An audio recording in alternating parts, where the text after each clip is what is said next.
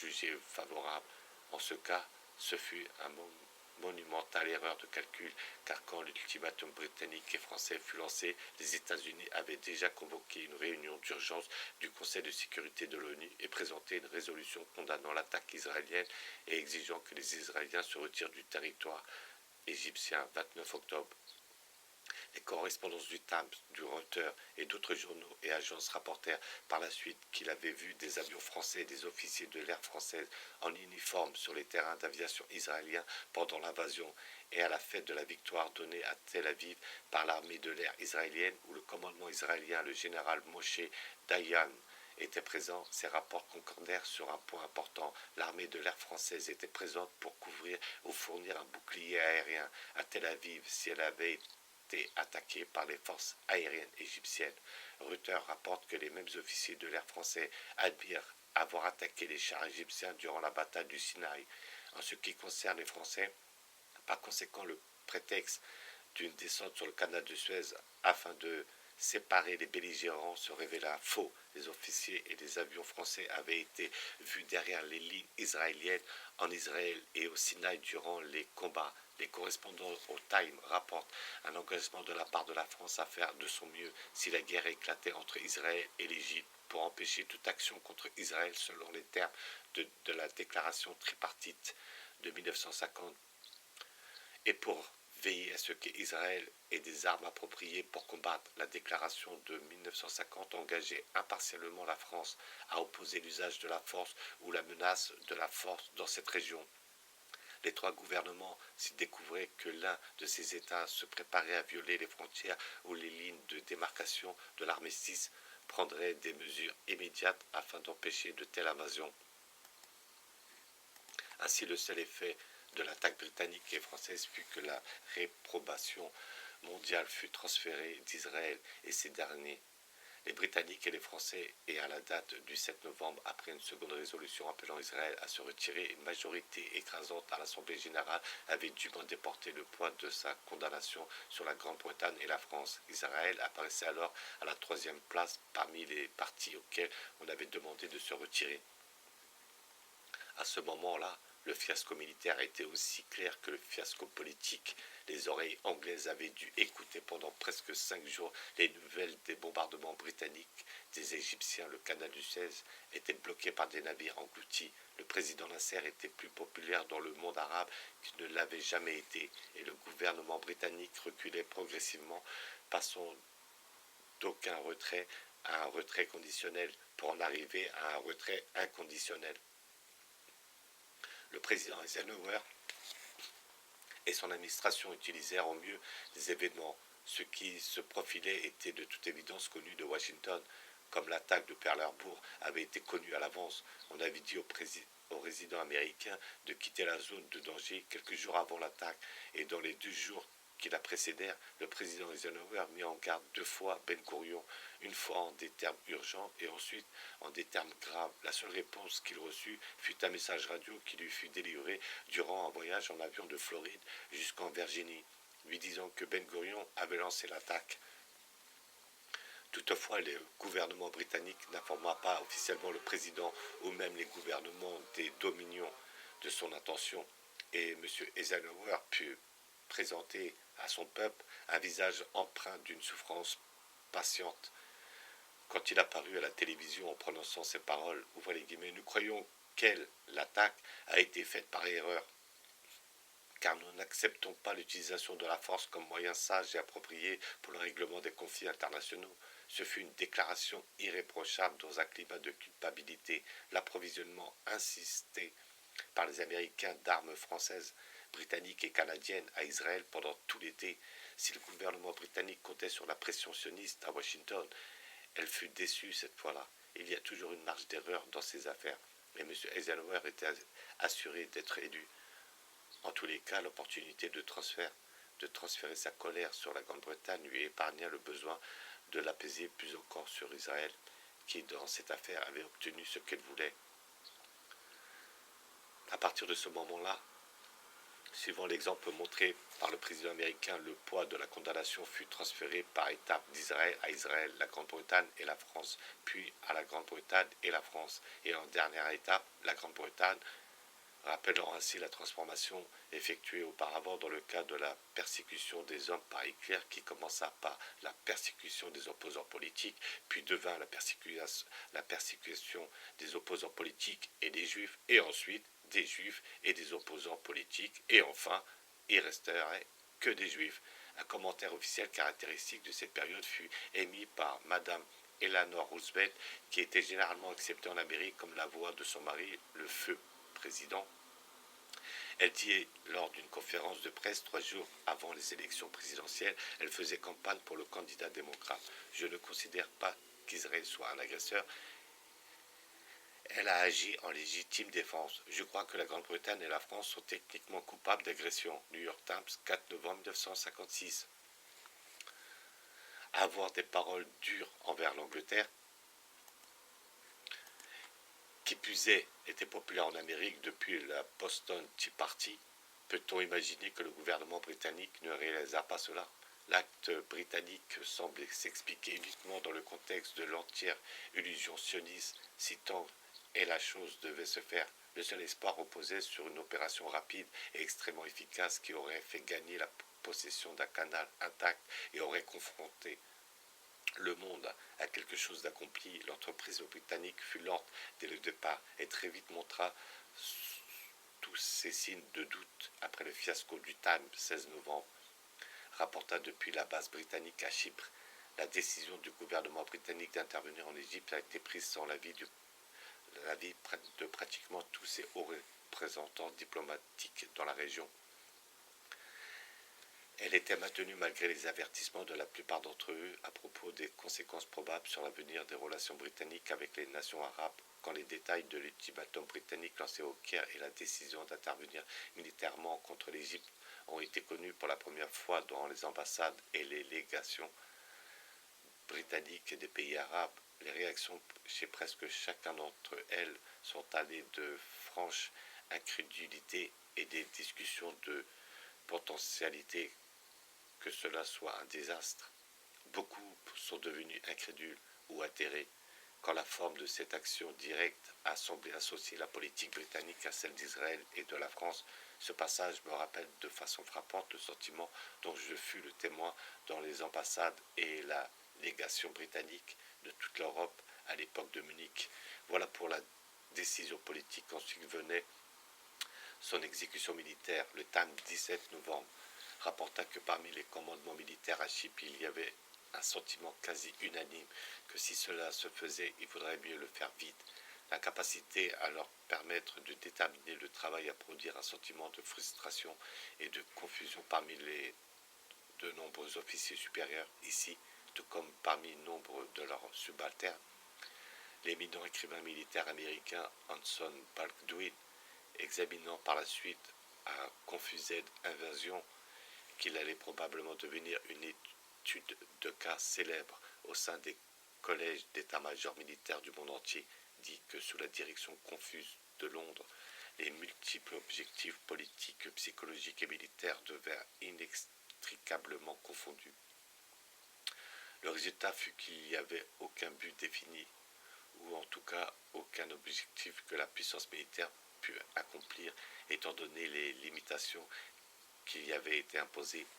Il devint bientôt apparent qu'en fait, quelque chose retardait et dissuadait les gouvernements britanniques et français de mener à bien cette entreprise. Pour les Français, cela importe peu, pour des raisons données précédemment. Pour les Britanniques, la réputation, l'honneur et la promesse de prospérité, la cohésion de la grande famille britannique étaient tous en jeu. Déjà dans le stress de ces jours-là, le Premier ministre canadien avait averti que de telles actions pourraient mener à la dissolution du Commonwealth. Aux États-Unis, la Grande-Bretagne se tenait au pilori avec Israël et la France, une triste vision en vérité. Malgré des votes massivement défavorables, seule l'Australie et la Nouvelle-Zélande restèrent à ses côtés, peut-être plus par fidélité acharnée que par conviction. Qu'est-ce qui fit retarder cette entreprise hasardeuse, annoncée de façon si orgueilleuse, jusqu'au point où elle tomba à l'eau? La protestation énergique et vigoureuse du président Eisenhower et la résolution des Nations Unies provoquèrent sans doute une première remise en cause à Londres. Puis il y eut la coïncidence atroce des événements dès que les Britanniques et les Français commencèrent à bombarder les Égyptiens. Les Moscovites retournèrent en Hongrie et commencèrent à massacrer les Hongrois. Ensuite, aux Nations Unies, les porte-paroles de l'Est et de l'Ouest se mirent à s'accuser les uns les autres en criant « Ouvrez les guillemets, vous-même, pendant que les avions britanniques et français bombardaient le port Saïd, les délégués britanniques et français accusaient les soviétiques de sauvagerie inhumaine pendant que les chars soviétiques massacraient Magyar. Les délégués soviétiques accusaient les Britanniques et les Français de pure agression. Ces échanges commençaient à prendre le ton de malhonnêteté professionnelle des vendeurs dans les bazars de Levantin. Le tableau prit alors des contours cauchemardesques. Sir Anthony Eden, le jeune homme prometteur, lors de sa démission en 1938, reçut la démission de M. Anthony Nutting, jeune homme prometteur de l'année 1956, qui, en tant que secrétaire d'État aux affaires étrangères, avait fortement déconseillé l'intervention britannique en Égypte et celle d'autres collègues. Pour établir sa position, il eut recours à Sir Winston Churchill, qui proclama « Israël, sous la plus grave des provocations, s'est embrasé contre l'Égypte. Je ne doute pas que nous pouvons prochainement mener notre barque vers une conclusion juste et victorieuse. Nous avons l'intention de rétablir la paix et l'ordre au Moyen-Orient et je suis convaincu que nous atteindrons notre but. La paix mondiale, le Moyen-Orient et notre intérêt national profiteront sans conteste à long terme de l'action déterminée du gouvernement. Il incombe à l'avenir de vérifier cette déclaration, qui est peut-être l'une des dernières de Sir Winston. L'acte britannique possédait des traits fortement churchilliens et son successeur était intimement associé à lui, que dans tous les cas, il est peu probable qu'elle eût été menée sans l'approbation de Sir Winston.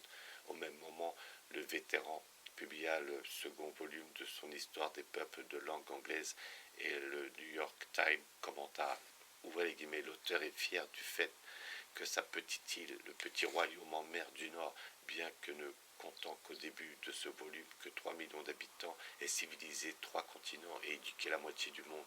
Seul le temps montrera si l'attaque britannique de l'Égypte était dans cette tradition civilisatrice et éducatrice ou si elle continuera à discréditer l'Angleterre. C'est alors que le plus gros choc résultant de l'action du gouvernement britannique se produisit. Le Premier ministre soviétique Bulganin, dans les notes adressées à Sir Anthony Eden et au Premier ministre français, les menaça clairement d'attaque nucléaire et à la roquette s'ils ne voulaient pas arrêter l'agression. Arrêter le carnage. Le carnage continuait à Budapest et le flot des Hongrois en fuite qui traversaient la frontière hospitalière autrichienne atteignit environ 100 000 âmes.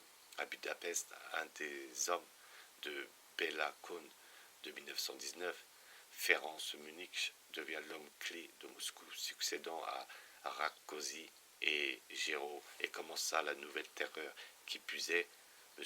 Bulganin, dans une lettre au président Eisenhower, proposa une attaque commune américano-soviétique dans les prochaines heures de la Grande-Bretagne et de la France, une proposition que la Maison-Blanche qualifia simplement d'impensable dans une déclaration à la presse. Existe-t-il quelque chose d'impensable à notre époque? L'alliance Hitler-Staline de 1939, un dénouement évident prédit par l'auteur et par d'autres, fut décrit Thomas comme quelque chose d'impensable jusqu'à ce qu'elle soit conclue et que la Seconde Guerre débute. Le New York Times à cette époque cita un haut diplomate américain à la longue expérience dans le monde arabe comme approuvant implicitement cette proposition.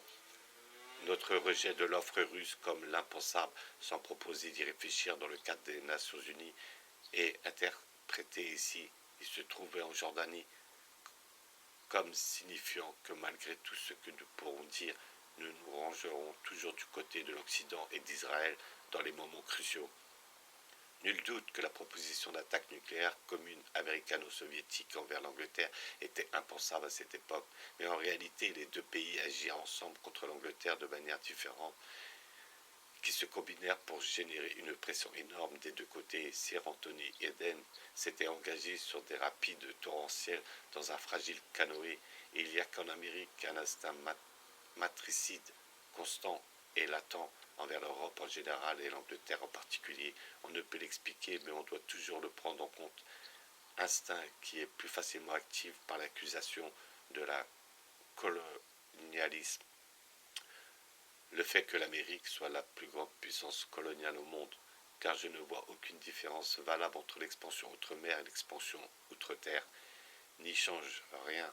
Il s'agit d'une impulsion irrationnelle qui a toujours été prise en compte dans l'estimation des résultats de toute action envisagée qui impliquerait l'opinion américaine.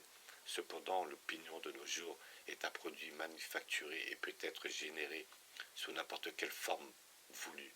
Ce qui est beaucoup plus important et qui n'aurait pas dû être ignoré, c'est que le président Eisenhower, de manière tout à fait évidente, a été sélectionné, désigné et dans les faits élu par le groupe internationaliste sioniste qui domina les présidents Wilson, Roosevelt et Truman, et que la politique américaine sous son administration a toujours soutenu la révolution, est prise d'une nature anti-britannique dans les moments de crise culminant. L'ultime ambition internationaliste et le projet gouvernement mondial qui doit être réalisé par le biais des forces convergentes et destructrices du communisme révolutionnaire et du sionisme révolutionnaire est essentiel à cette ambition que les deux grands pays anglophones de chaque côté de l'Atlantique restent divisés, car l'Empire ne pourra s'accomplir que par leur division. Cette ambition domina la Seconde Guerre. Le président Eisenhower émergea d'abord comme le troisième personnage du groupe Roosevelt Marshall. Eisenhower a montré plutôt la nature anti-britannique des propositions du général Marshall dans les années de guerre. Il était en fait le grand adversaire de M. Churchill et l'homme responsable du fait que, tel que l'histoire britannique officielle de la guerre le rapportait en 1956, malgré la renommée mondiale et la redoutable autorité de M. Churchill, il se montra en vérité incapable de formuler une seule décision stratégique majeure durant cette guerre, à l'issue de laquelle la politique Roosevelt-Marshall Eisenhower doit être jugée. Durant les palabres finales à Yalta, le vœu dominant fut de porter atteinte à la Grande-Bretagne, comme le montrent les journaux de Yalta. Le général Eisenhower, en tant que commandant en Europe, donna l'ordre militaire dont le résultat fut, dans les faits, la cession de la moitié de l'Europe à la Révolution. Dans ce contexte, le gouvernement britannique n'aura pu compter sur le soutien du président Eisenhower. La préhistoire de tout cela est trop lourde. Il fut l'exécuteur testamentaire de la politique Roosevelt-Marshall durant la guerre et 7 ans après la fin de celle-ci. Il fut manifestement choisi par des puissants partisans, en opposition au sénateur Taft, comme l'homme qui poursuivrait plus avant la politique internationaliste, ce qui était inattendu et ne peut être justifié, et jusque-là où il alla, humiliant publiquement la Grande-Bretagne cette fois-là, en imposant le retrait inconditionnel dans les circonstances les plus méprisables, ostracisant quasiment l'ambassadeur britannique à Washington et généralement en affichant une rancœur qui rappela celle du président Roosevelt à Yalta. Cet étalage d'aversion, tout le pays put voir son air réprobateur à la télévision, n'avait aucun fondement moral. La pression sur la Grande-Bretagne de se retirer du canal et la pression suivante sur la Grande-Bretagne de se joindre à l'Amérique dans l'insulte provocatrice envers l'Égypte, qui fut le véritable début de la crise de la guerre de 1956, émanèrent de la Maison-Blanche. De plus, cela arriva au moment du massacre en Hongrie, et à part le fait de dire que sa sympathie allait aux victimes, le président américain et son administration ne réagirent pas dans cette affaire beaucoup plus grave. En cela, une fois encore, il était en accord avec les actes précédents, l'abandon de la promesse de répudier Yalta à son élection de 1952 et l'ordre aux armées alliées de faire halte à l'est de Berlin en 1945. La conséquence de tout cela fut la continuation de ce soutien à la Révolution qui fut le principe dominant de la politique nationale américaine durant 2 guerres. Une grande leçon fut apprise aux événements d'octobre et novembre 1956 et montrèrent que si elle est suffisamment choquée, quelque chose comme l'opinion mondiale peut s'exprimer par les débats contradictoires de la société de conférence connue sous le nom de Nations Unies à New York. La démonstration d'aversion fut écrasante dans les deux cas, celui de l'attaque de l'Égypte et celui du massacre soviétique en Hongrie. Le président dit qu'il ferait part au maréchal Staline d'une chose indiscrète, puisqu'il ne souhaitait pas la dire devant le Premier ministre Churchill. Les Britanniques étaient un peuple bizarre qui voulait avoir le beurre et l'argent du beurre, et suggéra l'internationalisation de la colonie britannique de Hong Kong et le placement de la Corée sous une administration d'où les Britanniques seraient exclus. Staline indiqua qu'il ne pensait pas que cela était une bonne idée et ajouta que Churchill nous tuerait. Quand les problèmes politiques d'après-guerre furent soulevés, il adopta souvent des positions qui étaient anti-britanniques. New York Times, 17 mars 1955. De plus, ils montrèrent que comme instrument susceptible de donner du poids à toute condamnation morale de ce genre, des Nations Unies sont totalement impuissantes. Dans le cas le plus grave, celui de la Hongrie, elles ne purent absolument rien faire parce que les Soviétiques occupaient les lieux et les États-Unis ne réagirent pas.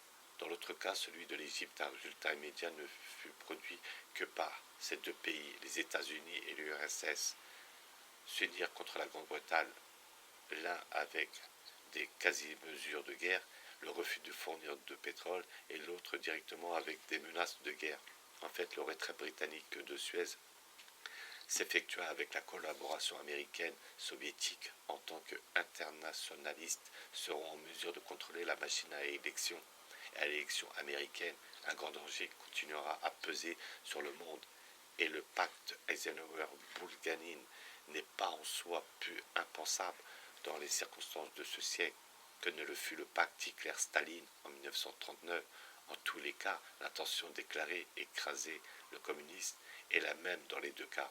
Si le gouvernement britannique avait confiance en la pression sioniste à Washington et cela avait abouti au retrait britannique de Palestine, à la création d'Israël en 1947-1948, ce fut une autre erreur de calcul à ce moment particulier. Il ne tint pas compte de l'effet de choc de l'attaque israélienne et de l'effet de choc plus important de l'attaque britannique et française qui fit que les yeux du monde se tournèrent principalement sur la Grande-Bretagne et conforta beaucoup le président Eisenhower dans sa décision d'adopter l'attitude morale dont le gouvernement britannique se retrouva pris entre des menaces d'attaque soviétique d'un côté et de l'autre une hostilité qui apparemment le surprit de la part de la Maison-Blanche. La nécessité vitale fut bloquée et les fournitures en pétrole de la Grande-Bretagne furent bloquées avec elle. Apparemment, il se tourna en toute confiance vers le gouvernement américain pour arranger les choses et apprit qu'il ne pouvait espérer aucun pétrole américain tant qu'il ne sortait pas. À ce moment-là, tout le poids de l'affaire retomba sur la Grande-Bretagne. Les représentants britanniques à Washington furent reçus froidement et découvrirent qu'on refusait de débattre de tout sujet d'importance avec eux. On leur fit comprendre qu'ils pouvaient revenir s'ils souhaitaient de leur quête de pétrole quand la Grande-Bretagne serait sortie. Le président américain, durant ces jours-là, alla beaucoup plus loin que nécessaire dans l'humiliation publique du gouvernement britannique et on doit en chercher la raison dans le sentiment anti-britannique révélé dans les actes et paroles avérés de son protecteur, le président Roosevelt. Toute l'histoire des machinations gouvernementales américaines dans cette affaire durant sa présidence le privait de motifs pour une attitude de franche indignation. Malheureusement, les humiliations britanniques étaient méritées.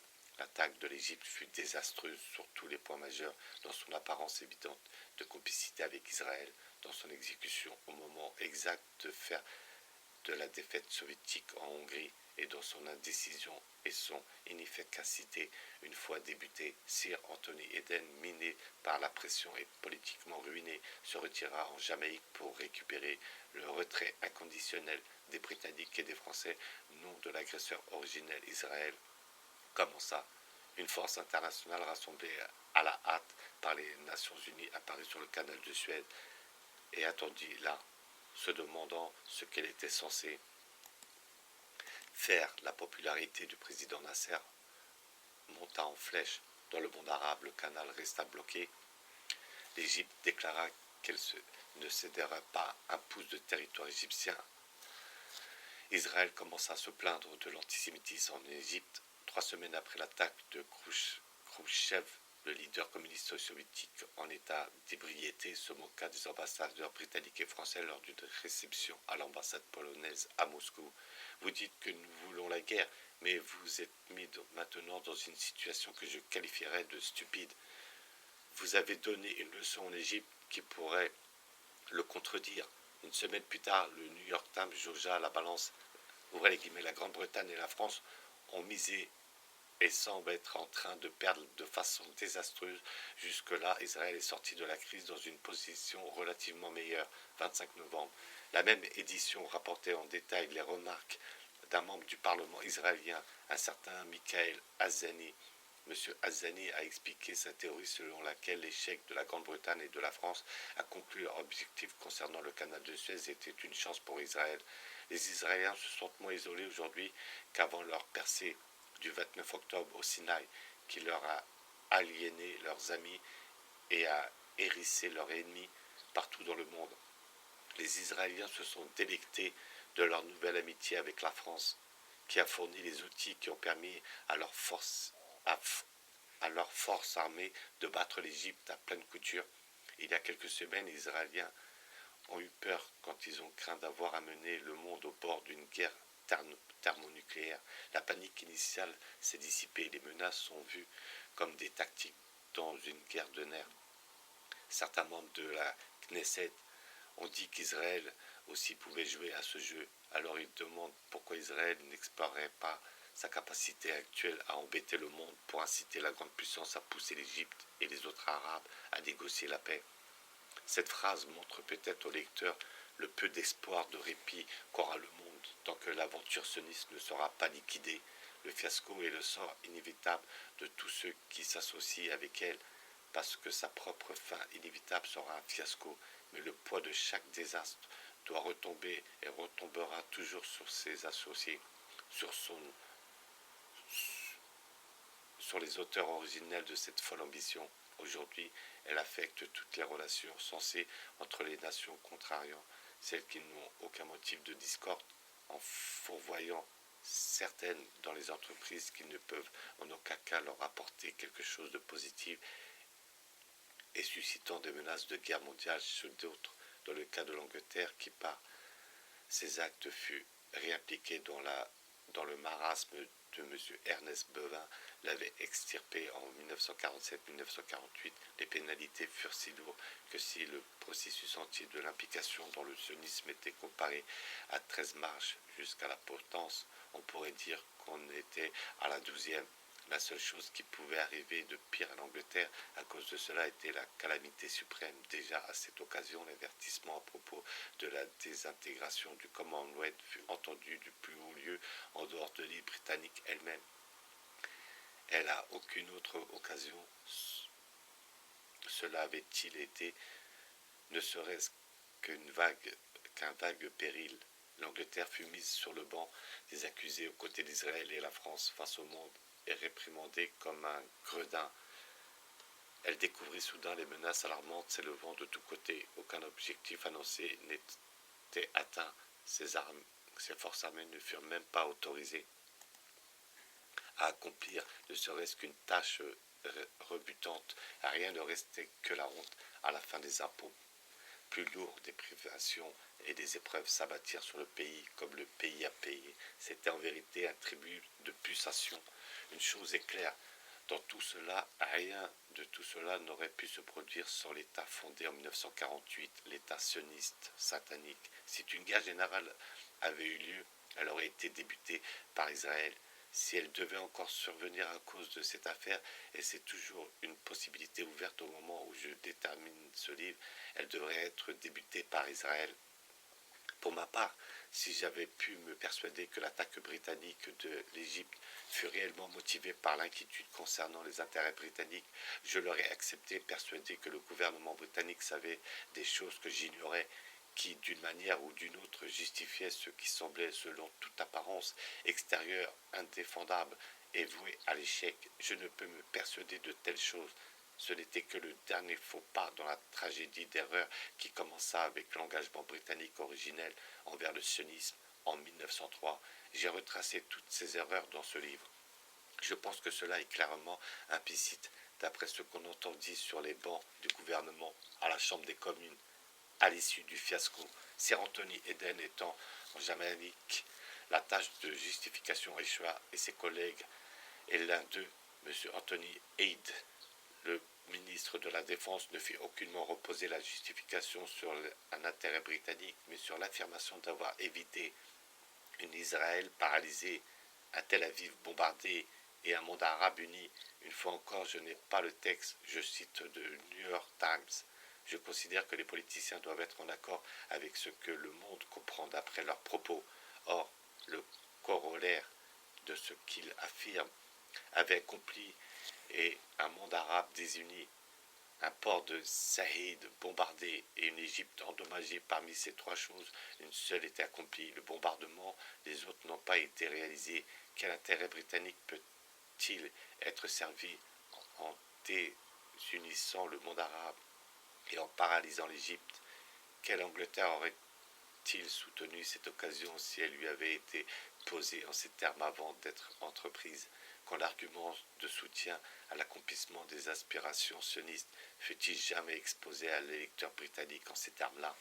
Dans certaines maladies, la médecine moderne est à même d'identifier la source originelle de l'infection, la première plaie, la source première de tous ces maux, alors qu'ils atteignaient leur point culminant dans les actes de 29 à 30 octobre 1956, et manifestement le sionisme chaka depuis qu'il prit forme en tant que force politique dans les ghettos de Russie quelques 80 ans plus tôt, mena le monde au bord d'une guerre universelle où nul ne savait lequel de leurs amis de la veille serait l'ennemi du lendemain.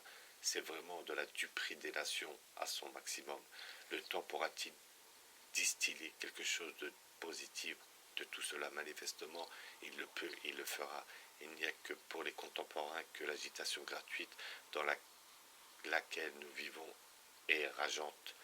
Les premiers signes de l'amélioration longtemps différée commencent à se montrer. Les nations qui se trouvent dans les chaînes du communiste révolutionnaire commencent à s'en libérer. Les peuples d'Europe de l'Est peuvent encore s'en sortir par leurs propres moyens et le reste de l'Occident captif aussi. Et en suivant leur exemple, je crois que les Juifs du monde entier commencent eux aussi à voir l'erreur du sionisme révolutionnaire, le jumeau de l'entre-mouvement destructeur. Et à la fin de ce siècle, ils décideront enfin de se mêler au commun des mortels.